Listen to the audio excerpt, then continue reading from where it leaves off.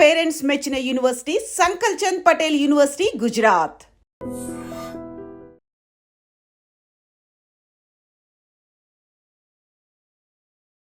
నమస్కారం, welcome to I dream. ధర్మ మార్గం విత్ విజిత కార్యక్రమానికి స్వాగతం.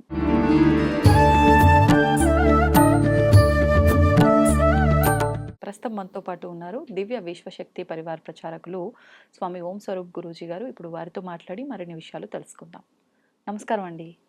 దివ్యాశిషులు తల్లి, దివ్య శక్తి స్వరూపులందరికీ కూడాను సంతోషం. ముఖ్యంగా మనం ఏ పని చేయాలన్నా కూడా శ్రద్ధ అనేది ఉండాలి. అసలు శ్రద్ధగా ఏ పని చేయాలన్నా అసలు ఏకాగ్రత అనేది కుదరాలి. మధ్యకాలంలో మనం ప్రతి పనిలోనూ ఏకాగ్రత ఉండాలి. అదేవిధంగా మనం మనశ్శాంతిగా ఉండాలి అంటే ధ్యానం చేయాలి. చేసే పనిలో అంటే ఇన్వాల్వ్ అయిపోయి చేయాలి. ఇవన్నీ ఉండాలంటే ఏకాగ్రత అనేది ముఖ్యం. ఏకాగ్రత కుదరాలి అని అంటే ఒక్కొక్కరు ఒక్కొక్క రకమైన అంటే టిప్స్ చెప్తూ ఉంటారు. అసలు ఏంటి ఏకాగ్రత అంటే ఏంటో ముందుగా మాట్లాడుకొని ఈ ఏకాగ్రత కుదరటానికి మనం ఏం చేయొచ్చో సులభంగా ఆ విషయాలన్నీ కూడా తెలియజేయండి. తప్పకుండా తల్లి. ఇది చాలా విశేషమైన, ప్రత్యేకమైన, అందరికీ అవసరమైనటువంటి విషయం.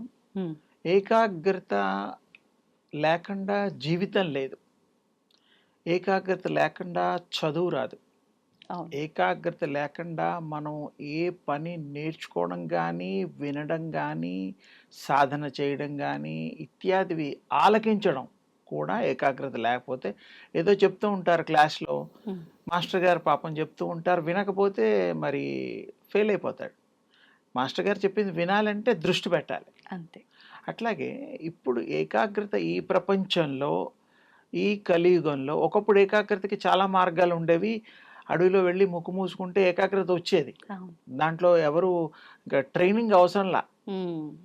ఆ రోజులు వేరు. ఇప్పుడు ఈ కలియుగంలో తేలికపాటి మనకందరికీ అర్థమయ్యే రీతిలో ఏమిటంటే, ముందు చూసే పద్ధతిని మనం మార్చుకోవాలి. ఇప్పుడు మనం దైనందిక జీవితంలో ఉదయం నుంచి రాత్రి వరకు కూడాను టీవీ చూస్తాం, తర్వాత ప్రయాణాలు చేస్తాం, ఆఫీస్లో కొంతమందితో మాట్లాడతాం, చిట్ చాట్ ఇవన్నీ ఉంటాయి. దానికి తోడన్నట్టుగా మరి సెల్ ఫోన్ కూడా ఉంటుంది. ఇవన్నీ కూడా చెయ్యొచ్చు, ఏది దోషం లేదు, తప్పు కాదు. కానీ ఏకాగ్రత చదువుకునేటప్పుడు చదువుకోవాలి, వినేటప్పుడు వినాలి, చూసేటప్పుడు చూడాలి, పని నేర్చుకునేటప్పుడు దాని మీద దృష్టి పెట్టి ఇది చేస్తే దాంట్లో సఫలీకృతం, సక్సెస్ అనేది ఉంటుంది. కానీ మన పద్ధతుల్లో ఏమిటంటే, ఏకాగ్రతకి ఏదైతే చూస్తామో అది ముందు మైండ్లో రిజిస్టర్డ్ అవుతుంది. ఎనీథింగ్, మనుషుల్ని గుర్తుపట్టాలంటే కూడా ఏకాగ్రత. ఇప్పుడు నేను మిమ్మల్ని చూస్తున్నాను, మీరు నన్ను చూస్తున్నారు, మనం ఇంకెవరైనా చూస్తున్నాం అంటే చూడడం అనేటువంటిది కామన్. కానీ చూసేటప్పుడు ఈ కళ్ళు ప్రపంచంలో పవర్ఫుల్ కెమెరాలు కంటే దీనిది ఈ లెన్స్ ఏమిటో, ఈ దేవుడు పెట్టిన సృష్టి ఏమిటో, ఆ మహత్యం ఏమిటో చాలా తెలుసుకోవడానికి టైం చాలా పడుతుంది. మామూలు కెమెరాల కంటే అదేమో చిత్రం తీసి బంధన చేస్తుంది. ఈ కళ్ళల్లో మిమ్మల్ని ఈ ప్రపంచంలో ప్రతి వస్తువుని క్లీన్ అబ్జర్వ్ చేస్తూ క్లోజప్, తర్వాత లాంగ్ డిస్టెన్సు, షార్ట్ డిస్టెన్సు ఇవన్నీ తీయగలుగుతుంది. అంటే కెమెరా చేసే పనుల కంటే ఎక్కువగా చేస్తుంది. ఇంకో విషయం ఏంటంటే, ఒక మనిషిని చూసినప్పుడు మెమరీలో ముద్ర పడుతుంది కదా, ఆ ముద్ర అనేటువంటి దాన్ని మనం ఎంత తక్కువగా చేస్తే, అంటే ఎక్కువగా అన్ని ఫోటోలు తీసేసేస్తే మనం సెలక్షన్కి ఎంత కష్టమో. అందరినీ చూడడం తప్పులేదు. ఇప్పుడు బజార్లో వెళ్తూ ఉంటాం, ట్రైన్లో వెళ్తాము, ఈ రకరకాల డ్రైవ్ చేస్తూ ఉంటాం, కారు, ట్రాఫిక్. మీరు చూడండి, మనకి అవసరమైన వాళ్ళని తప్ప మనం గుర్తుపట్టాం, అంత పాస్ ఆన్ అయిపోతూ ఉంటారు. లెఫ్ట్ రైట్ అనేది లేదు. అంటే ఏమిటి, మనకి ఇంపార్టెంట్ కాదు.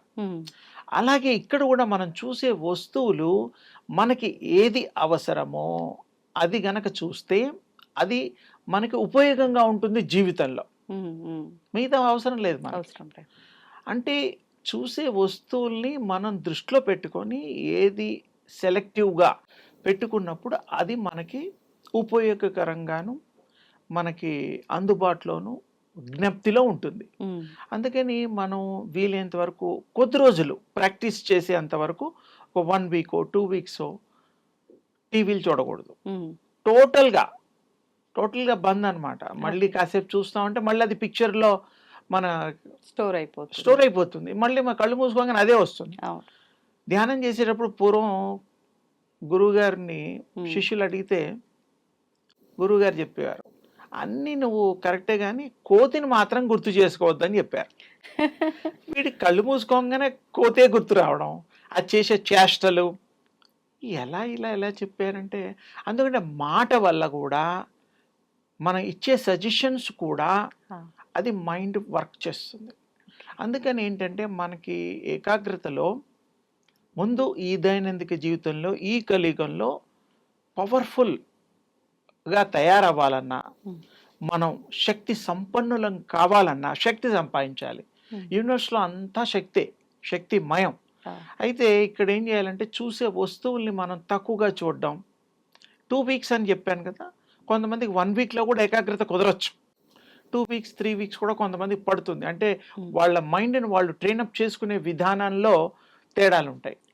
అయితే చూసే ప్రతి వస్తువుని మనం సెలెక్టివ్గా చేసుకోవడమే కాకుండా, మనం టీవీ ఓకే, భోజనం కూడా సెలెక్టివే. కొంతమందికి ఆహారం మీద చాలా ఇంట్రెస్ట్లు ఉంటాయి. ఇది తినాలి, అది తినాలి, ఫ్రైడ్స్ తినాలి, జ్యూసులు తాగాలి, సీపులు, ఇవేవో రకరకాలు ఉంటాయి. అంటే తినకూడదని కాదు ఇక్కడ ఉద్దేశం. మీ మనస్సుని దాని మీద ఆకర్షణకు లోనవ్వకుండా ఏకాగ్రత కావాలి. ఇక్కడ చాలా తేలికైంది ఏంటంటే, యద్భావం తద్భవతి యదో దృక్ తదో భావ. ఏ దృష్టి అయితే పెడతామో, ఏ ఆలోచన విధానంలో మనం సెలెక్టివ్ చేసుకుంటామో, ఆ విధంగా మనం ఏం చేయాలి, ఒకటే వస్తువ, ఏక వస్తువ. మనం ఆ వస్తువుని ఏంటి, విశ్వంలో ఉండే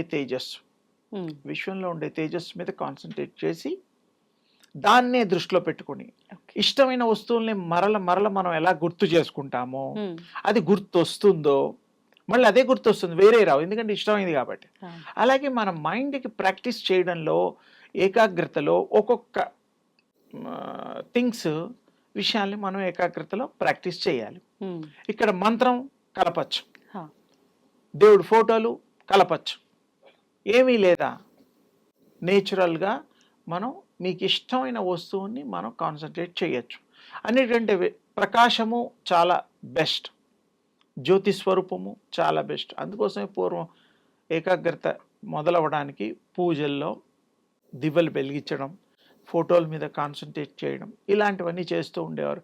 సో మనిషిని చూస్తే ఎంత భావం కలుగుతుందో, ఆధ్యాత్మికంగా మనం ఉన్నతి కోసం చేస్తామో, ఆ విధంగా మనలో మనం దాన్ని పెంచుకోవడం కోసం, హృదయంలో హత్తుకొని ఉంచుకోవడం కోసం ప్రకాశాన్ని మనం కాన్సన్ట్రేట్ చేస్తే, విశ్వమంతా ప్రకాశమయం, ప్రకాశంతో నిండి ఉంది. అందుకని మనం ప్రకాశాన్ని ఎప్పుడైతే కాన్సన్ట్రేట్ చేస్తామో, దీంట్లో సూర్యోపాసన చాలా తేలిక. పొద్దున ఉదయించే సూర్యుడిని గనక మనం ఒక్క 20 సెకండ్లు మనం గనక చూస్తే, అది ముద్ర మన కళ్ళల్లో పడిపోయి కళ్ళు మూసినా తెరిచినా 1.5 అవర్ వరకు ఉంటుంది, అది క్యారీ అవుతుంది. ఆ దాన్ని ప్రాక్టీస్ చేసుకుంటే తేలిగ్గా మీరు కాన్స్టెంట్ రిమెంబరెన్స్ అని నైట్లో పడుకోబోయే ముందర కూడా మీరు అలాగే తలుచుకుంటూ, చూసిన దాన్ని నెమరవేస్తూ, గుర్తు తెచ్చుకుంటూ చేస్తే మీ మైండ్ అంతా, మీ హృదయం అంతా ఆ ప్రకాశం నిండిపోతుంది. ఆ ప్రకాశం నిండిపోయిన తర్వాత మీరు తేజోమూర్తులు అవుతారు, తేజో సంపన్నులు అవుతారు. ఏది ఆహారం తీసుకుంటే ఆ గుణాలే వస్తాయి సహజంగా, రుచులు కూడా వస్తాయి. అలాగే ఈ ప్రకాశాన్ని గనక మన స్వీకరణ చేస్తే మీరు ప్రకాశమూర్తులు, ప్రకాశవంతులు, దైవ సమానులు, దైవ స్వరూపులు అయిపోతే మీకు జబ్బులు రావు, మంచి థాట్స్ ఉంటాయి, అందరినీ ప్రేమగా చూడగలుగుతారు, అందరితో మీరు మంచి సంభాషణ చేయగలుగుతారు, మంచి ఆలోచనలకి నిలయం అవుతుంది మీ మనస్సు. ఎవరికైనా ఏదైనా చెబితే కాన్సన్ట్రేషన్గా చెప్పగలుగుతారు. వాళ్ళని కూడా మీరు శక్తిమయులు కాబట్టి మీరు చూసే చూపులో ఆ శక్తి ద్వారా రేస్ ప్రవహించి ఎదుటి వాళ్ళ మానవ శరీరంలో కానీ చెట్లల్లో కానీ రకరకాల ఏ దాని మీద మీరు పెడితే ఆ దాని మీద మనం మానవుల్లో ఉన్నాం కాబట్టి మానవుల్ని ఎక్కువగా మనం మాట్లాడుతూ మరి సందర్భాలు ఉంటాయి కాబట్టి మనం చూడడంలో మన కళ్ళల్లో ఉండే రేస్ శక్తి కిరణాలు వాళ్ళ బాడీ మీద కంటికి కనపడకుండా ప్రసరణ జరిగి వాళ్ళల్లో శక్తి కూడా ట్రాన్స్ఫర్ చేయొచ్చు, పాస్ చేయొచ్చు. వాళ్ళను కమాండ్గా మీరు చెప్పినట్టు వినేటట్టుగా కూడా మీరు ఆ యొక్క సందర్భోచితంగా ఏం చేయాలంటే సజెషన్ పాస్ చేయాలి. మీరు అనుకోవడమే, సంకల్పం చేస్తే ఎదుటి వాళ్ళు కూడా మారిపోతారు. మీరు చెప్పినట్టు వింటారు. అలాగా ఇలాగా అంటే చాలా సింపుల్గా చెప్పాను. దీంట్లో ఇంకా లోతుగా మనం విశేషంగా ఇంకొక మారు ఎంత వివరణ అంటే అది చాప్టర్స్ వైజ్గా కూడా చెప్పుకోవచ్చు. ఇప్పుడు వీరు ప్రాక్టీస్ చేయాల్సింది ప్రకాశాన్ని ప్రాక్టీస్ చేయడం, సూర్యోపాసన ప్రాక్టీస్ చేయడం, ఏకాగ్రత అది వచ్చి తీరుతుంది. ఏకం బహుశ్యామి, అన్నిట్లో ఆ ఏకమే ఉంటుంది, ఒకటే వస్తూ ఉంటుంది, ప్రకాశమే ఉంటుంది. అందుకని ప్రకాశం అంటే ఎనర్జీ, ఎనర్జీ అంటే శక్తి, శక్తి అంటే శక్తివంతులు అవుతారు. విశ్వంలో ఉండే శక్తిని మీరు స్వీకరిస్తూ శక్తివంతులు అవుతూ శక్తిని కూడా మీరు ఇతరులకు ప్రసారం చేసేటువంటి సద్ శక్తి సంపన్నులు అవుతారు. కాబట్టి మీరు ప్రాక్టీస్ చేసి పొంది ఈ యొక్క అనుభవాన్ని కూడా మీరు మరి ఇతరులు కూడా పంచుకోవడానికి, ఇతరులను కూడా శక్తివంతుల్ని చేయడానికి మీకు అవకాశం ఉంది. తప్పకుండా ఈ ప్రాక్టీసెస్ చేయండి. ఏకాగ్రత పెరగడానికి ఈ పద్ధతిని కూడా ఎన్నో చేసుంటారు, అవలంబించి చూడండి. ఇది చాలా తేలికైన పద్ధతి.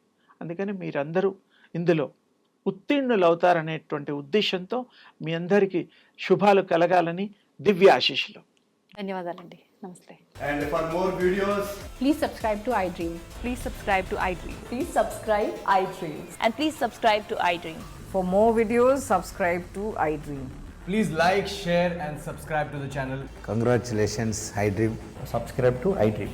Subscribe to iDream. So subscribe to iDream Media. iDream team అందరికి huge congratulations. Please subscribe iDream Media. Please subscribe to iDream. Subscribe iDream. Please subscribe to iDream. iDream అంటే నా కళల ఛానల్ను సబ్స్క్రైబ్ చేసుకున్న నోరు తిరుగుతలేదు, మీరైతే గంట గుర్తు కొట్టండి. For more such videos, please subscribe to iDream. Subscribe to iDream. Please subscribe to iDream. Please subscribe iDream Media. Please do subscribe to iDream. Please subscribe to iDream Media. For best entertainment and information, please subscribe iDream. And don't forget to subscribe to iDream.